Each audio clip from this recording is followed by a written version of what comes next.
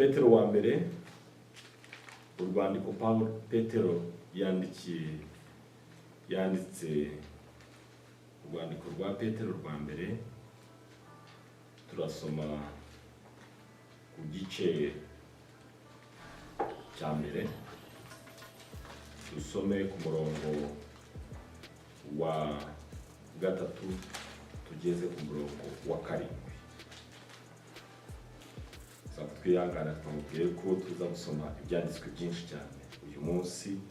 Urwandiko rwa mbere rwanditswe na Petero, igice ni icya mbere, umurongo turahera ku murongo wa gatatu. Imana y'umwami wacu Yesu Kristo ari nawe yose ishimwe, kuko yatubyaye ubwa kabiri nuko imbabazi zayo nyinshi ziri, kugira ngo tugire ibyiringiro bizima, tubiheshejwe no kuzuka kwa Yesu Kristo, tuzabone umurage utabasha kubora cyangwa kwandura cyangwa kugajuka, ari wo namwe mwabikiwe mu ijuru, mwebwe abarindwa n'imbaraga z'Imana kubwo kwizera, murindirwa agakiza kiteguwe kazahishurwa mu gihe cy'imperuka. Nicyo gituma mwishima nubwo ahari mukwiriye kumara igihe gito mubabazwa n'ibibagerageza byinshi, kugira ngo kwizera kwanyu kugaragare ko kurusha izahabu igiciro cyinshi, kandi izahabu nubwo ishira igeragereshwa umuriro, kugira ngo kwizera kwanyu kugaragare ko ari ukuri, amaherezo kuzabaheshe ishimwe n'ubwiza n'icyubahiro ubwo Yesu Kristo azahishurwa. Yohana, mubabwiza ko kanditswe na Yohana, basoma ku gice cya 14. Mubabwiza ko kanditswe na Yohana, dusome umurongo duhereye ku murongo wa mbere. Nimuhagarike imitima yanyu, mwizere Imana yanjye, mwizere Imana nanjye munyizere. Mu rugo kwa data harimo amazu menshi, iyo abadahari mbabibabwiye, koko ngiye kubategurira ahanyu, kandi ubwo ngiye kubategurira ahanyu nzagaruka mbajyane iwanjye, ngo aho ndi namwe muzabeyo, kandi aho njya inzira murayizi.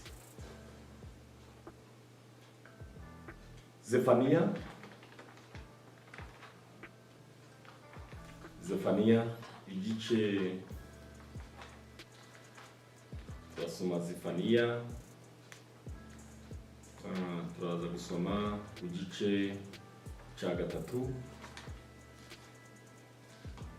turaza guhera ku murongo wa 16 tugeze ku murongo wa 17.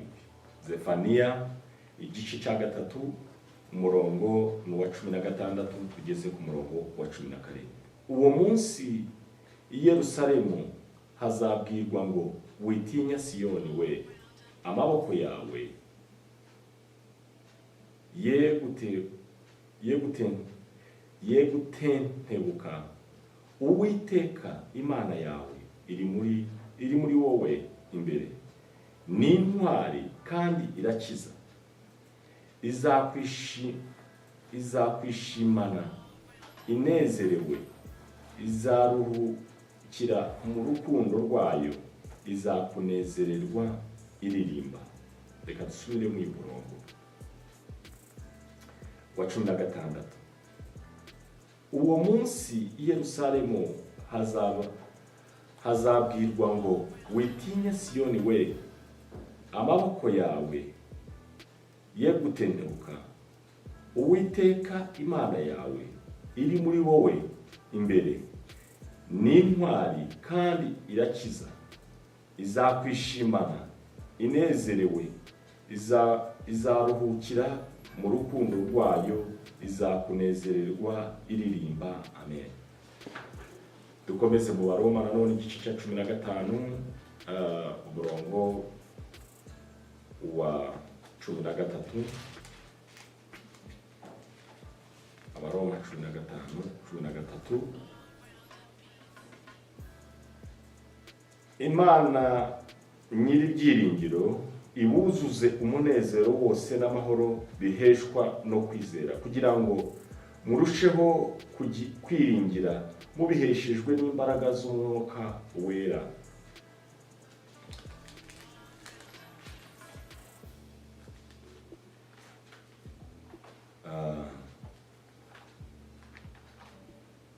Some ibyanditswe bibiri bya nyuma, hanyuma tubabwire inyigisho ziri muri ibi byanditswe byose twasomye. Yesaya 40 ndetse no ku murongo wa 31. Yesaya 40 umurongo wa 31. Dusome mu izina rya Yesu. Ariko abategereza Uwiteka bazasubizwamo intege nshya, bazatumbagira mu kirere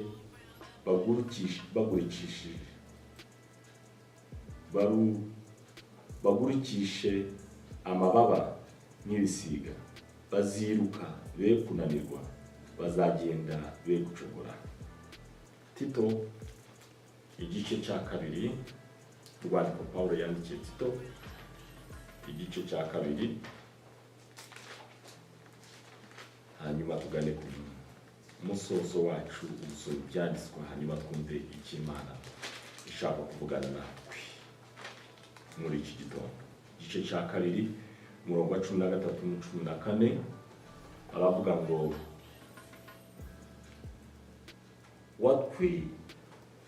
watwitangiriye kugira ngo uducungure. Uhere kuri 13. Dutegereje ibyiringiro by'umugisha, ari byo kuzaboneka k'ubwiza bwa Yesu Kristo, ari we Mana yacu ikomeye n'umukiza.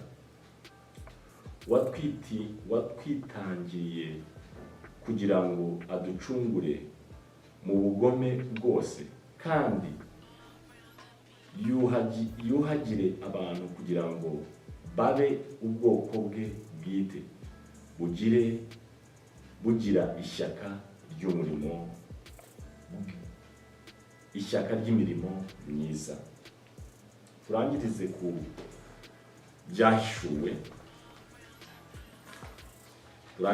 byashuwe igice ni cya 21.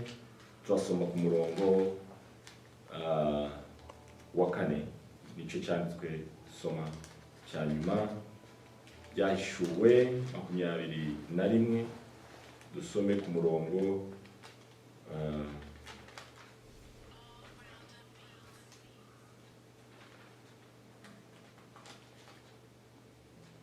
wa 4 ndetse tugeze ku murongo wa 5. 21 tugeze ku murongo wa 5. Ibyashuwe igice cya 21, turasoma ku murongo wa 4 n'uwa 5.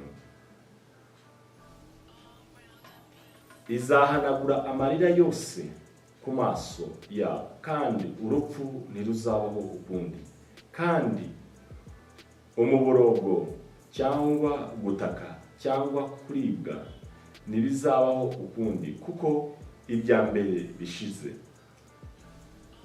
Iyicara kuri ya ntebe iravuga iti, dore byose ndabihindura bishya, kandi iti, andika, kuko ayo magambo ari ayo kwizerwa n'ay'ukuri. Amen. Reka dusubiremo iki gice, ibyahishuwe igice cya 21 ku murongo wa 4 ndetse tugeze ku murongo wa 5. azahanagura amarira yose ku maso yabo, kandi urupfu ntiruzabaho ukundi, kandi umuborogo cyangwa gutaka cyangwa kuribwa ntibizabaho ukundi, kuko ibya mbere bishize. Murongo wa 5. Iyicara kuri ya ntebe iravuga iti, dore byose ndabihindura bishya, kandi iti, andika, kuko ayo magambo ari ayo kwizerwa n'ay'ukuri. Amen.